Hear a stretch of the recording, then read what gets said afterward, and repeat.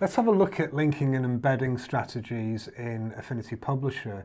So linking and embedding is all about how you deal with placed images or placed documents in a publisher.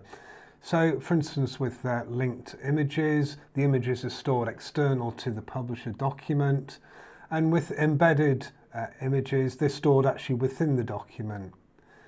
So with linked images, one advantage of that is that you can work in a more of a distributed environment, so your graphics department could update the external images on documents separately from the publisher document.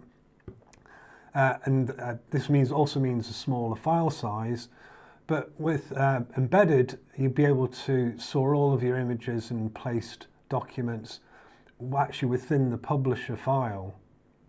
Now you get a larger file size with embedded, but the choice of whether you go linked or embedded is entirely up to you.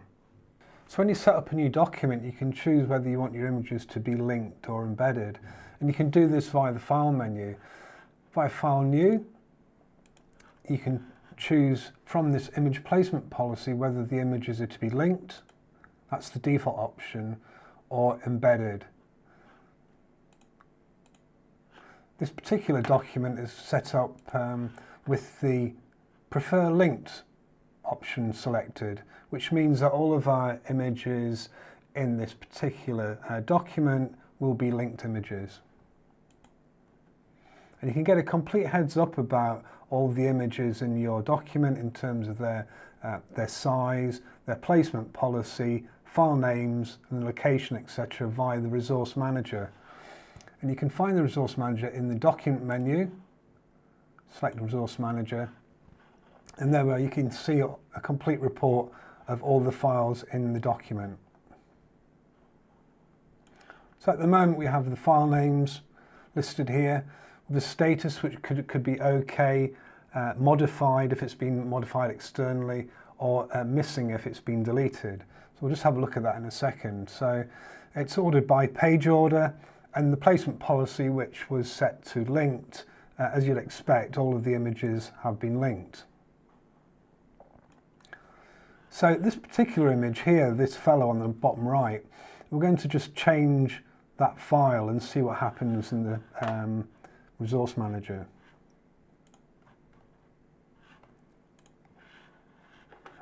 So if I just overwrite the file,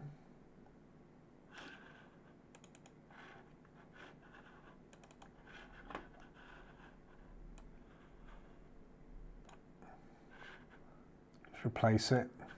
And then when we go back into Publisher, we'll see that the file has been modified externally. What we can do there, we can select it and select Update. And you see that the file itself has been changed to a blue background. Now if I deleted the file, find it in here. I'll just actually rename it actually.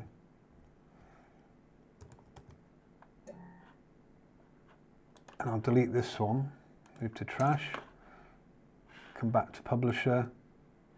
You find it says missing now, and I'll be able to then replace it with the copy. That's there. Okay, so far we've looked at images which have been purely linked. Now, if I wanted to, I can change all of these images to be embedded, and I can do that by using selection. So Command A, that selects all the images in the document, or I could just simply, just doing an escape there, just do a Shift to select a range, or I can do a Command individual selection of files, so Command key down, that's Control key on Windows, and select files individually. What I'll do is let's go back into there, excuse me. What I'll do is I'll just Command A, Control A to select all, and I'll choose Embed. And that embeds all of my images into the document.